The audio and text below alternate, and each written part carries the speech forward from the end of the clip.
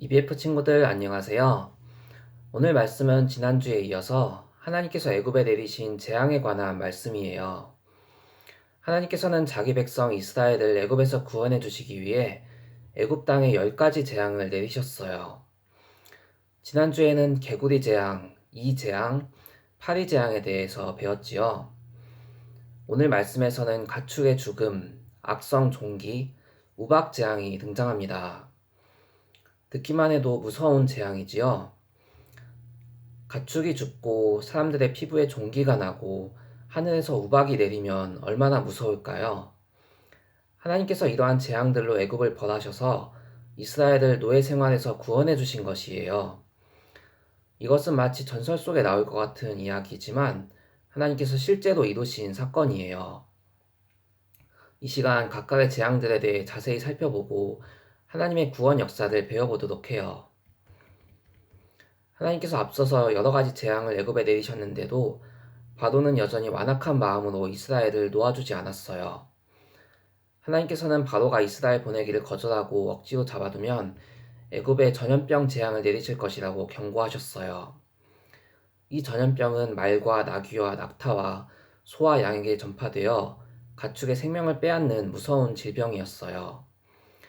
이전까지의 재앙은 개구리와 이와 파리가 들끓어서 괴로움을 겪는 것으로 끝났지만 이번 재앙부터는 가축의 생명까지 빼앗아가는 재앙이 시작된 것이에요. 마치 코로나 재앙으로 인해 우리가 고통을 겪고 있듯이 애굽 전역에 전염병이 돌기 시작했어요. 그로 인해 죄 없는 동물들이 죽어났고 애굽 사람들은 자신이 키우던 동물들이 죽는 것을 지켜볼 수밖에 없었어요. 이러한 전염병 재앙은 소를 우상으로 섬기던 애굽 사람들의 죄에 대해 하나님이 심판하시는 의미가 담겨 있었어요.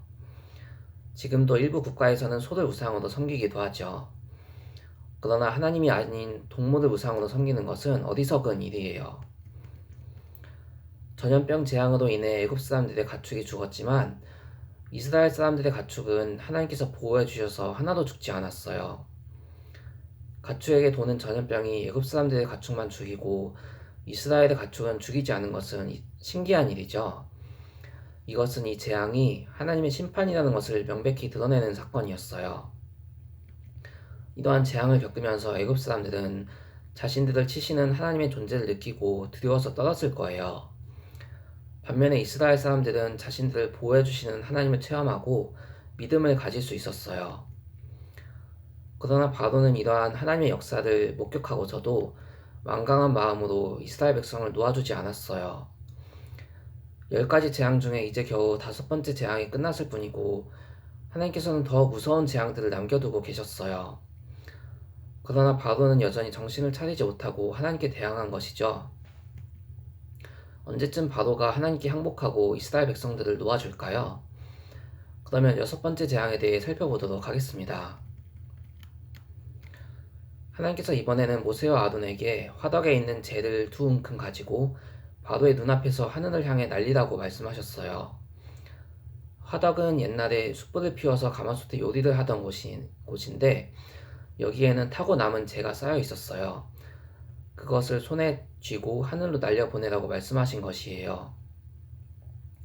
모세는 바로 앞에서 보란듯이 재를 하늘을 향하여 날렸고 재가 사람과 짐승에게 붙어서 악성 종기가 생겼어요.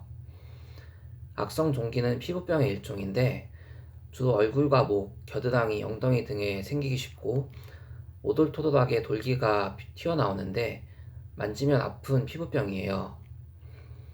모세가 이런 기적을 행하는 것을 보고 바로의 요술사들도 모세를 따라서 똑같이 해보려고 했어요.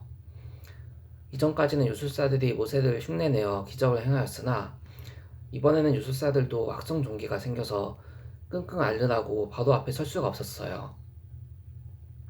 악성 종기는 요술사들로부터 애굽 모든 사람에게까지 생겼고 애굽 전역이 악성 종기로 인하여 몸살을 앓았습니다. 하지만 바로는 이번에도 마음을 완악하게 하여 하나님의 말씀을 듣지 않았고 이스라엘 백성을 놓아보내주지 않았어요. 하나님께서 거듭되는 재앙으로 바로를 치시는데도 끝까지 고집을 부리는 바로도 보통은 아니었지요. 이처럼 하나님께서 징계하실 때 우리는 마음을 부드럽게 하고 회개해야 한다는 교훈을 얻을 수 있어요. 그러나 회개하지 않은 바로에게 하나님께서는 더욱 무서운 재앙을 준비하고 계셨습니다. 그러면 일곱 번째 재앙인 우박 재앙에 대해서 살펴보도록 하겠습니다.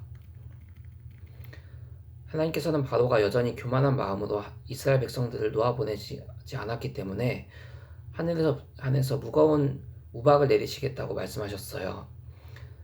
우박은 눈이나 비와는 달리 비가 얼어서 얼음이 된 것이에요. 일반적으로는 쌀알 만한 조그만 우박이 내리지만 하나님께서 애굽에 내리신 우박은 사람이나 짐승이 맞으면 죽을 수도 있는 돌덩이만한 우박이었어요. 하나님께서는 이번 재앙 때 바깥에 있는 사람과 짐승들을 다 모아서 집으로 들여보내 피하도록 미리 경고하셨어요. 하나님의 경고를 듣고 미리 집 안으로 대피한 사람들은 살았지만 하나님의 경고를 무시한 사람들은 우박을 피하지 못하고 죽는 것이죠. 바로의 신하 중에서도 하나님의 말씀을 두려워한 사람들은 자신의 종들과 가축들을 미리 대피시켰어요. 그러나 하나님의 말씀을 마음에 두지 않은 사람들은 종들과 가축들을 그대로 두었어요. 하나님께서 모세에게 하늘을 향하여 지팡이를 들라고 명령하셨고 모세가 지팡이를 들었을 때 우레소리가 나며 우박이 내렸어요. 그뿐 아니라 불덩이가 우박에 섞여서 불같은 우박이 쏟아졌어요. 하늘에서 우박과 불덩이가 쏟아지는 모습을 생각하면 마치 전쟁과도 같은 무서운 상황이었을 거예요.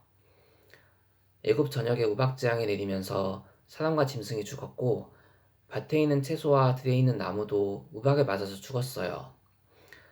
그러나 이번에도 이스라엘 백성들이 살고 있는 고센 땅에는 우박이 내리지 않았어요. 이번 재앙도 하나님께서 애굽에 내리시는 심판이라는 것을 드러내신 것이죠. 이번만큼은 바로도 너무나 놀라서 자신이 하나님께 범죄하였다고 인정하였고 제발 우박을 그치게 해달라고 모세와 아론에게 요청하였어요. 우박을 그치게 해준다면 이스라엘 백성을 보내주겠다는 약속도 했어요. 모세는 바로와 그의 신하들이 아직 하나님을 두려워하지 않는다는 것을 알았지만 바로의 요청대로 우박을 그치게 해주었어요. 모세가 하늘을 향하여 손을 폈을 때 우댓소리와 우박이 그쳤고 이로써 우박 재앙이 하나님께서 행하신 일이라는 것을 모두가 알게 되었어요. 그러나 재앙이 지나가고 한숨 돌리게 되자 바로의 마음이 역시나 다시 완악해졌고 약속한 것과는 달리 이스라엘 백성을 보내주지 않았어요. 앞으로 어떤 재앙이 닥쳐와야 바로가 하나님께 항복하고 하나님의 백성 이스라엘을 놓아보내줄까요? 여덟 번째 재앙부터는 다음 시간에 살펴보도록 하겠습니다. 이상으로 오늘 말씀에서 하나님께 불순종하게 만드는 죄가 얼마나 끈질긴 것인지 알 수 있어요. 우리는 하나님께 징계를 받고 고통을 받을 때 내가 무슨 죄를 지었는지 되돌아보기도 하지만 조금 살만해지면 자신이 죄인인 것을 금방 잊어버리는 완악한 본성을 가지고 있어요. 이처럼 자기 죄를 잊어버리고 회개하지 않을 때 하나님께서 바로에게 재앙을 내리신 것처럼 하나님의 징계를 받을 수 있어요. 코로나로 인해 전 세계가 재앙을 겪고 있는 지금 하나님 앞에 엎드려 겸손히 회개해야 할 때임을 느끼게 됩니다. 우리 친구들도 나쁜 행동을 하거나 잘못을 저질렀을 때 하나님 앞에 정직하게 회개해야 하겠죠. 그래야 재앙을 피하고 복을 받을 수 있을 거예요. 코로나와 전쟁으로 인해 재앙이 임하고 있는 지금 우리가 회개하며 재앙이 지나가도록 기도하는 하나님의 백성이 되어야 하겠습니다. 하나님께 겸손히 기도하고 재앙이 닥치기 전에 회개하는 우리들이 될 수 있기를 기도합니다. 선생님 기도하고 마치겠습니다. 하나님 아버지 감사합니다. 애굽에 내리신 재앙을 통해 끈질기게 죄를 회개하지 않은 우리의 죄악된 본성에 대해 배웠습니다. 바로처럼 하나님을 대적하면 재앙을 받게 된다는 교훈을 배웠습니다. 저희가 마음을 부드럽게 하고 회개하여 재앙을 피하고 하나님의 백성으로 복을 받기를 기도합니다. 우리 친구들이 겸손하게 하나님을 경외하는 믿음의 자녀들로 성장하게 하시기를 기도합니다. 오늘 EBF 예배를 통해 말씀의 은혜 주시고 주일을 거룩하게 보낼 수 있기를 기도합니다. 예수님의 이름으로 기도합니다. 아멘.